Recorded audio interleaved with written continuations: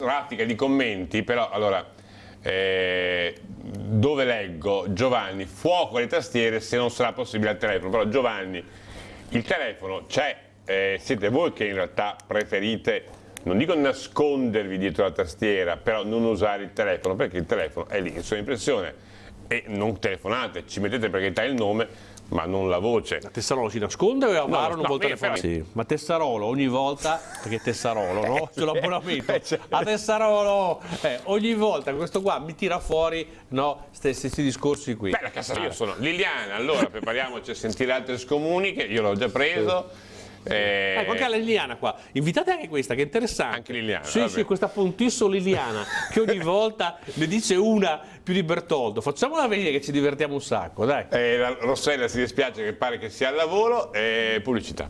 Ho capito, solo 3 facciamo vedere. Pronto, buonasera? Sì, buonasera, Stella Frizzarin. È lei? Eccomi qua. Finalmente. In diretta. Ma lei verrebbe un venerdì sera qui con Ruggero? Ma certo, perché una chiacchierata non credo. Bene. Guardi che lo sto pensando, invitare il pubblico di Facebook contro Maurizio Ruggero venerdì sera. Prego Stella, Maria Stella. Sì, niente, io volevo salutarvi, ho porto l'altra guancia perché lei mi ha sfidato e quindi di chiamare, ecco. No, è che francamente non faccio fatica a capire perché preferiate sempre utilizzare il mezzo. Ma è la cosa più semplice, mi sembra, no? O mi sbaglio?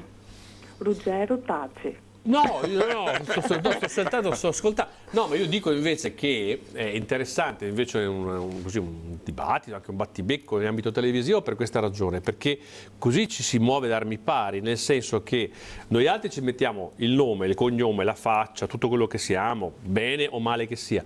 Quelli che chiamano da fuori studio, parlo della telefonata, per esempio, che mantiene l'anonimato, voi non mantenete l'anonimato ma non ci mettete la faccia, non ci mettete la voce. Secondo me è divertente, perché divertente nel senso che per il pubblico, se non dico solo per me, perché appunto si può ad armi pari poi confrontarsi e quindi prendiamo tutti in giro fioravanzi dopo. Sì. Bravo, Poi un confronto, penso che l'opinione... Ci penso a Maria Stella, perché intanto io devo chiudere, ma ho Maria Stella che parla del limone. Ancora. Sì, cioè non so perché, perché poi c'è questo anche riferimento sempre sul limone e il suo di Maria Stella. Mo me lo dovete spiegare però, un messaggio privato che il limone anticoncezionale non lo sapevo.